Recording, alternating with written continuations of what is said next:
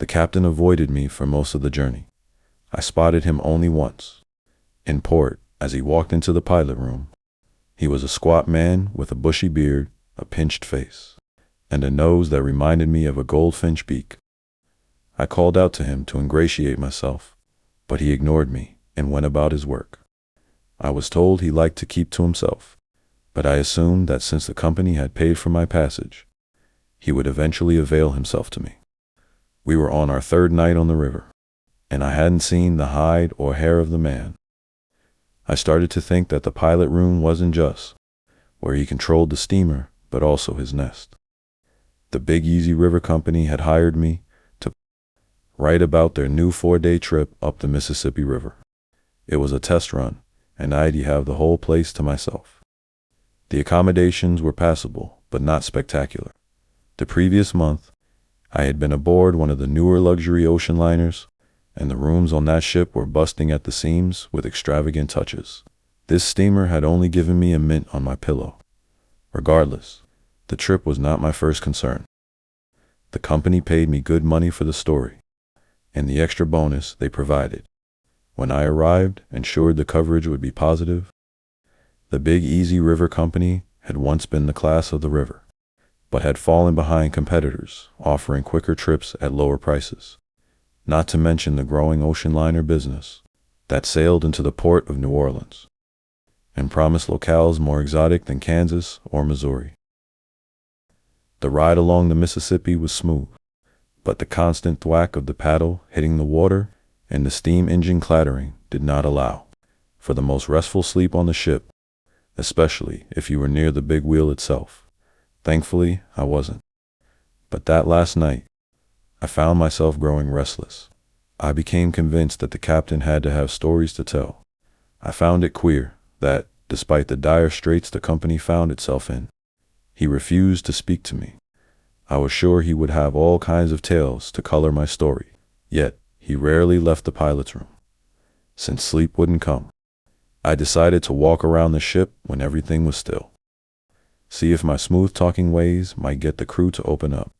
Like the captain, they had avoided me like the plague. I found it odd that a struggling company wouldn't force its crew to be more hospitable. But I had already been paid. It was their choice. These crew conversations always yielded fruit. Once, while writing a story about a campsite in the Adirondack, I had a conversation with the ranger. He told me of all the strange phenomena had dealt with while working their ghosts, creatures, and things of that nature. I took some of the more gruesome details and sprinkled them into the article. My editors nearly canceled the story, but I convinced them to run it as is. It was a massive hit.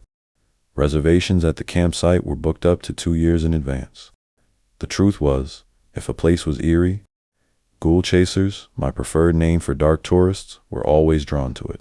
Knowing this, I liked to throw a bone quite literally in the case of the skeletal remains found in Heinerth cabins to those readers.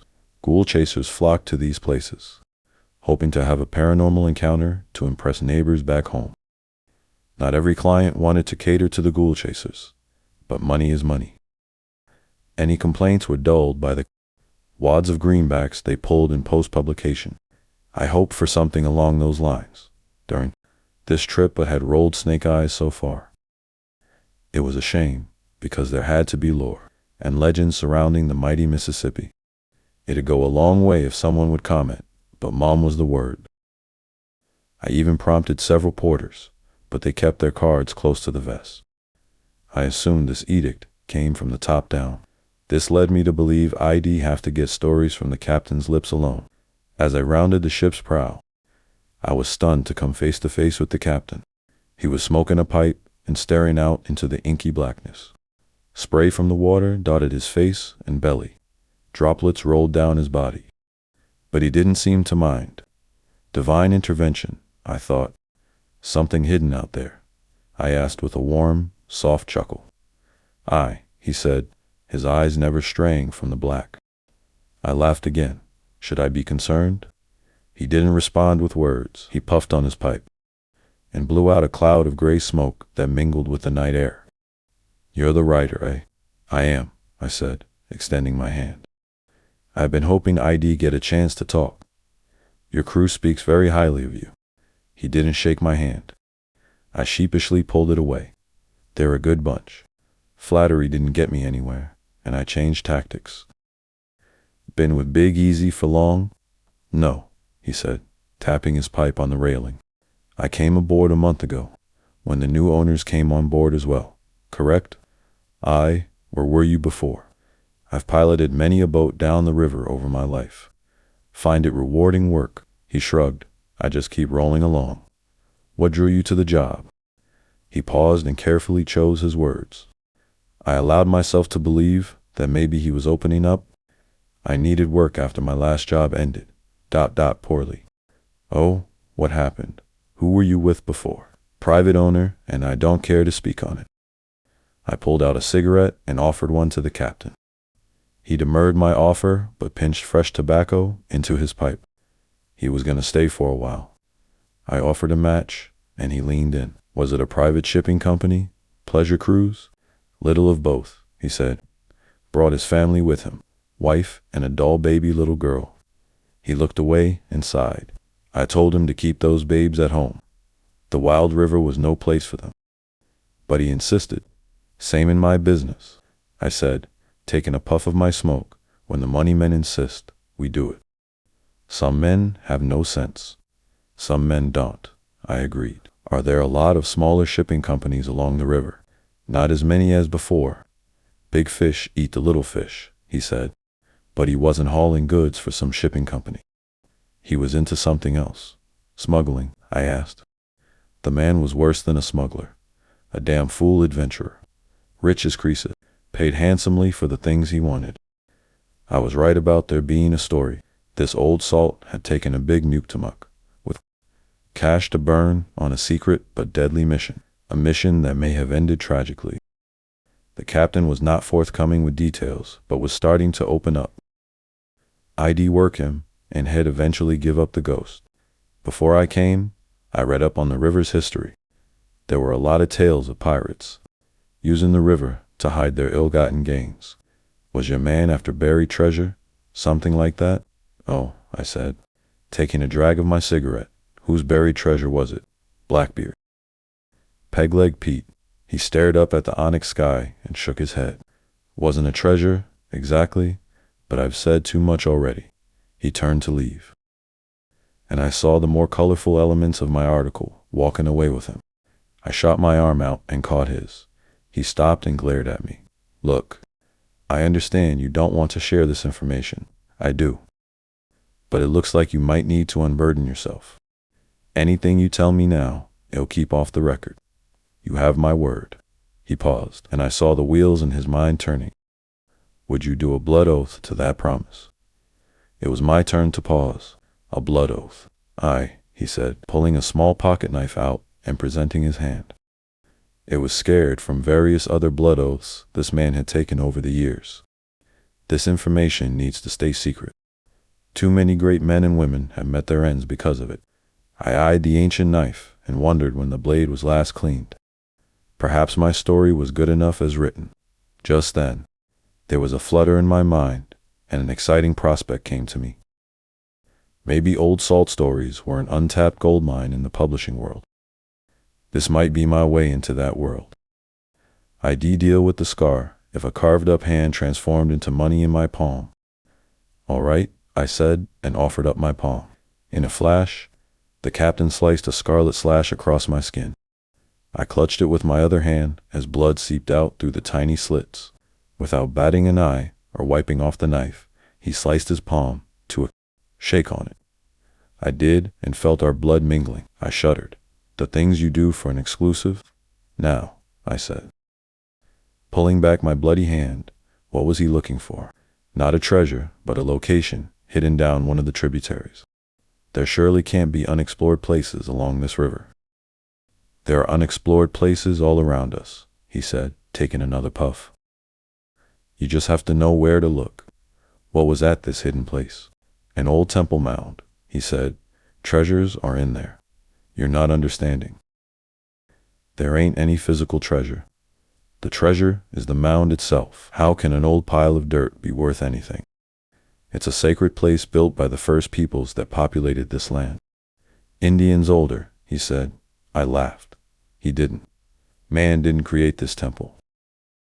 And Hayes, not welcome there. I tried to tell Mr. Chambers, but he didn't listen. That name rang a bell. Jonas Chambers, the furniture magnate, had gone missing with his family earlier this year. They never found a single hair from any of his family members.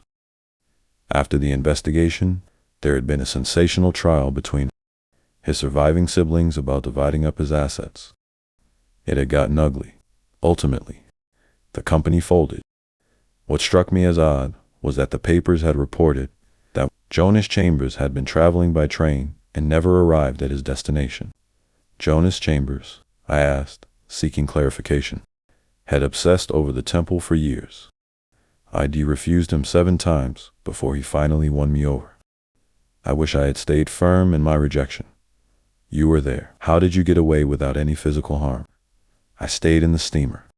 He said, embarrassed. What happened? I don't rightly know, he said. I saw them as they entered the woods. I begged him to keep his wife and child on board. But rich men do whatever rich men want. About 10 minutes later, the woods went quiet, like something had instructed it to. Then, there came a whipping wind that blew from the east. Trees as old as Moses snapped at the trunk. The boat nearly capsized, but I kept her steady. He paused, and in the corner of his craggy eyes, tears started to form. I reached over and touched his arm, letting him know without a single word spoken that he was in a safe place with me. He cleared his throat and continued. It went still again, but remained deathly quiet. I strained my ears to hear them walking through the trees. I heard his squeal when he found the temple mound. His wife and his babe followed suit. Pure joy in their voices. I even smiled myself. I hoped he'd turn back and not climb the mound. But why couldn't he climb the mound? That ain't man's place. He don't belong near it. What happened? The captain sighed. A bellow came bubbling from deep within the earth. Without the noise of the natural world, you could feel it rattle your bones. I clutched my ears to blot out the bedeviling noise, but it made no difference. The old ones, they can get to you however they want.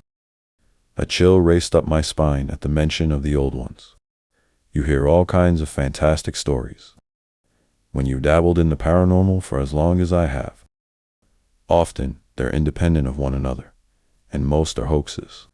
In my travels, I'd heard amazing legends that all turned out to be nothing more than some lie told to hide a more horrid truth. There was the remains of a 2-headed boy in Ruston, Louisiana. I went there and found 2 pig fetuses stuffed into a mason jar, or the man who swore the world would end on April 8th. When the day came and passed, he killed himself and his family. To say nothing of the raving fool of Avery Island, who was called the King of Carrot Flowers, and swore he spoke to Mother Nature herself. What I found was a ranting, malnourished mental deficient tied to a rope in a family-run freak show. But tales about the old ones cropped up nationwide. Stranger still. These stories all shared similar details. People who dealt with them all came out of the experience changed. Their rantings seemed real, more believable. Liars have a spark in their eyes that a trained journalist can spot. These people, though that spark had gone, those stories always played and, most importantly, paid well. Personally, I was on the fence about them, but a large contingent of my ghoul chasers were true believers. The talk of a race of people living here before man was worth exploring. They'd travel any distance and probe the areas where the ancient creatures were said to exist. Some came to find actual proof, while others went for real thrills. None came away disappointed by the hunt, though. These legends have persisted for a reason. The old ones, I asked, playing dumb to pry more from him. Eons before man dreamed of a life outside the treetops. These lands were controlled by powerful creatures, born from the depths of unimaginable hell. They crossed the land, causing chaos and order in equal measure, saving some while killing others. That's who the Chambers family ran into. He said with a nod, I know it makes me sound like a loon, but I know what I saw. Have you seen things like that before? The captain turned towards me. "When you've been on the water for as long as I have," he said, his eyes locking on mine, "strange happenings become common. But whenever I come into contact with one of them," he trailed off. "What happened after the noise?" "Right," he said, turning his attention back to the dark water. "After the rumbling stopped, I screamed from the boat for the family. I yelled myself hoarse, but I don't think they heard a thing. Our voices are small in the grand scheme of things." Suddenly, the sky above the mound filled with thousands of glowing green and yellow lights, no larger than a button. It reminded me of the night sky out in the Atlantic. "Were these fireflies or—" "No," he said curtly. "Even if they were fireflies, no man could conjure up so many in one place on a whim. Those are the actions reserved for a god." This gave me pause again. A god. What else would you call things that can manipulate the world? The Indians of this land knew all too well that gods walk among us. What happened after the fireflies appeared? He paused again. His ruddy face was drained of all its color. Even in the moonlight, it was possible to see his complexion change. Whatever had happened had scared this man to his very core. "You ever heard the sound of a person being torn in half?" My stomach roiled. I had, in fact, never heard the sound of a person ripped in half. It was a noise I didn't even know existed. I hoped to avoid hearing anything close to that for the rest of my days. I softly shook my head no. The tearing ... the screams. The wife ... the babe. He took off his cap and ran his hand through his slick hair. After the fireflies left, all returned to normal. I wasn't sure what to do. I knew I should turn the steamer around and head for port. But something inside me told me to go to the beach. I had to check to make sure there were no survivors. I thought maybe the old ones had played with my mind. I would only be able to trust my own eyes. He pulled a pouch of loose tobacco out of his pocket, pinched some, and placed it in his pipe. His hand was shaking. I, again, provided a match. He nodded thanks before he continued. I put my foot down on the shore, and it felt like I was entering a foreign land. My whole body trembled, and I could hardly move, but some ancient desire for knowledge pushed me forward. I entered the forest and heard the noise around me cease. "Did you run back?" I wanted to, but ... But then I heard the crying of the babe, a melancholic sob that pulled at my heart. I made my way towards the sobbing, but as I got deeper, the crying no longer drew me in. In fact, the crying stopped altogether. The laughter began. Was it the old one? He nodded. I don't think they wanted to harm me. I think they wanted to warn me to stay away, so I did. Why would they warn you? He shrugged. I've struggled with that question every day since. Why was I spared and the other not? His face softened and the grief shone through. The guilt of living through something when others died, I said. Over the years doing my job, I've spoken to countless people who've dealt with that, too.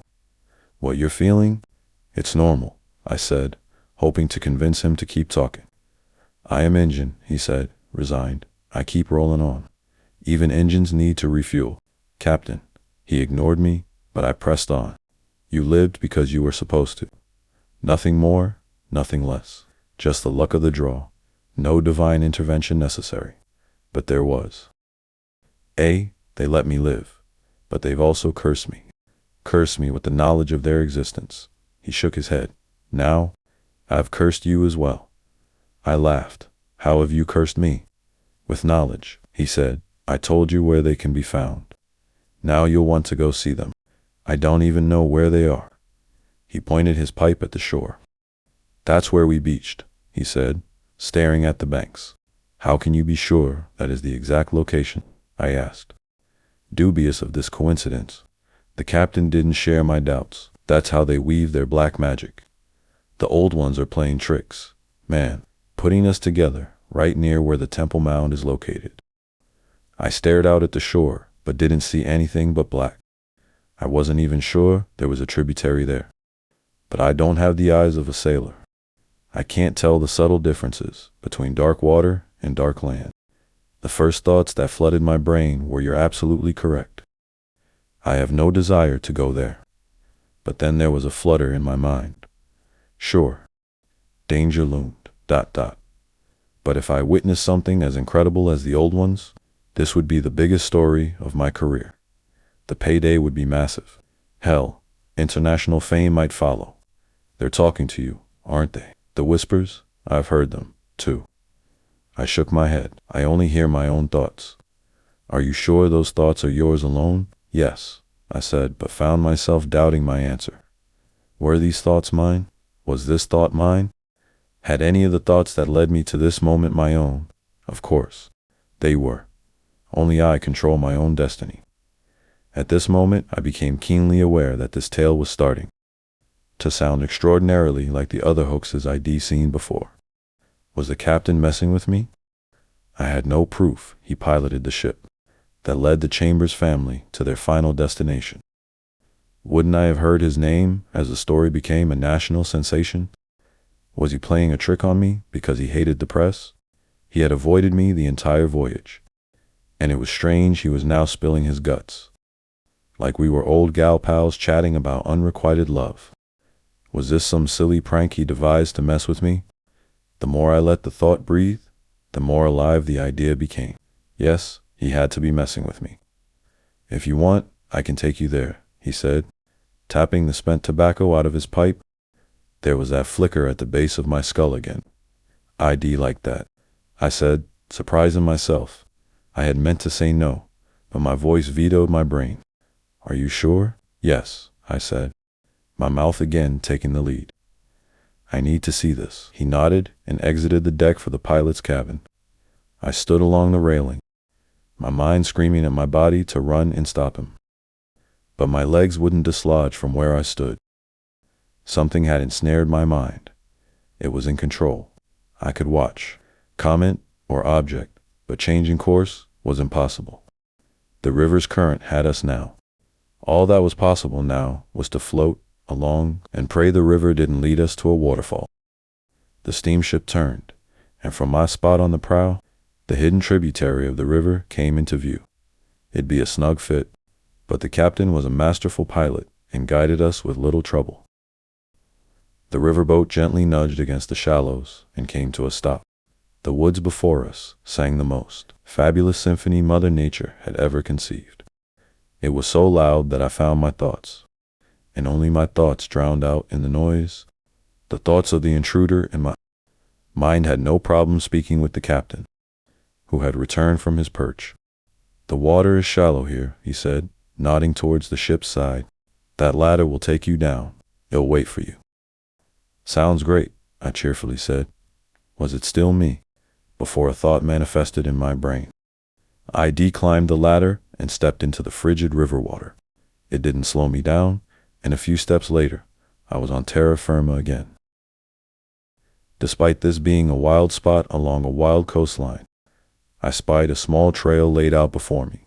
It turned into the darkness of the woods, and I believed it'd lead me to the forbidden temple mound. I was internally screaming at the slumbering part of my brain to wake up and turn back, but nothing I did stopped it. My body moved towards the trail, towards the darkness, towards the old ones. It's a pilgrimage to the holiest of the holy. The captain yelled from the deck, "You're home, stranger. Rejoice in the glory of your gods.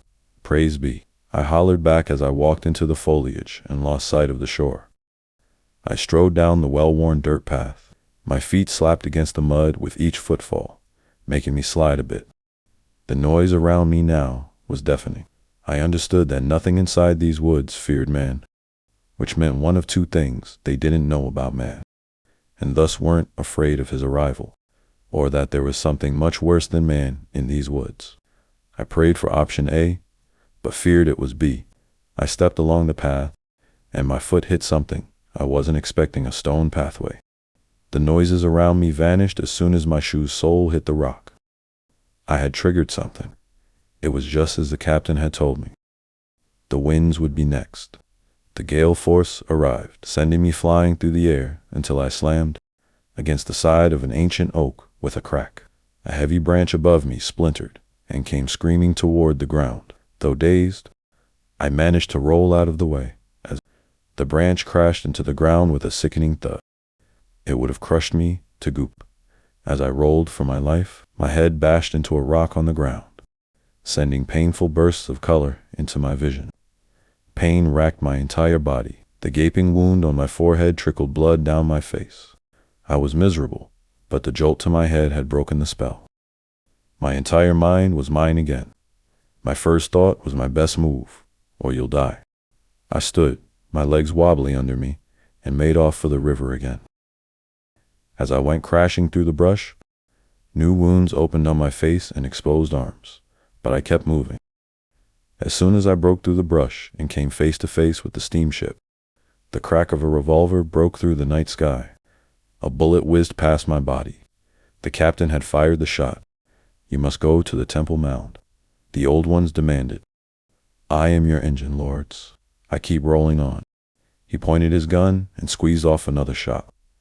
I dove away, the bullet just missing my body, and landed face first on the muddy riverbank. I pulled myself up instantly and headed back into the cover of the bushes. Another shot rang out, but it was behind me and embedded into a tree. As it did, the branches above me screamed in pain. A chilling horror crept in. Was this whole area the body of an old one? Suddenly, the ground shook, and a deep bass flowed from my feet to my head. I covered my ears, but felt the bone-rattling noise in my organs. After the sounds crescendo, I heard the captain cheering and dancing on the deck. They've arrived. Above me, thousands of green and yellow lights emerged from the darkness. I was a trapped animal, an angry awakening deity behind me, and a raving lunatic with a pistol in front of me. Like all pilgrims, my salvation required a baptism. I'd have to dive into the mighty Mississippi and swim for it. I dove into the water, and the cold stunned my limbs. I pushed past the pain and swam away from the shore as fast as my arms would take me. I heard bullets hit the water, but they were well behind me. As soon as I was out of the tributary, I felt the river's pull strengthen and drag me along. A downed log floated past me, and I hooked an arm around it. I held on for dear life for miles until I beached hours later. I hid among the brush and shivered until daybreak. I awaited death, but he did not show, nor did the steamship or the crazed captain that manned it. Hours later, when it was safe, I caught the attention of a passing barge that graciously ferried me back to New Orleans. Once in the city, I marched to the Big Easy River Company office, ready to tear into the struggling owners. But when I arrived at my destination, my anger had chilled to fear. The building was empty. The office, where I had picked up my ticket and interviewed the owners, wasn't just vacant, but dilapidated like it hadn't been occupied for years. I asked around about the company, and the locals assumed I had just come staggering off Bourbon Street. A sickening truth grabbed me. The Big Easy River Company never existed. Now, I am on Bourbon Street, trying to reconcile what I went through. I know the company offered me a ticket for an article. I know that I went into that office. I know that I was on the steamship. I know I met the captain. But I also know I wasn't in control of my brain for those fleeting moments on that shoreline, my own body. The old ones had been using the captain and myself to bring either sacrifices or converts to their ancient ways. A thought came to me in that moment. I am an engine and am rolling on. There was that pleasing flicker at the base of my skull again. I smiled. I should publish this article. It would bring the ghoul chasers in droves. Maybe the Big Easy River Company will be up and running then. After all, the old ones need help. Who am I to turn a blind eye to their pleas? For I am an engine and am rolling on.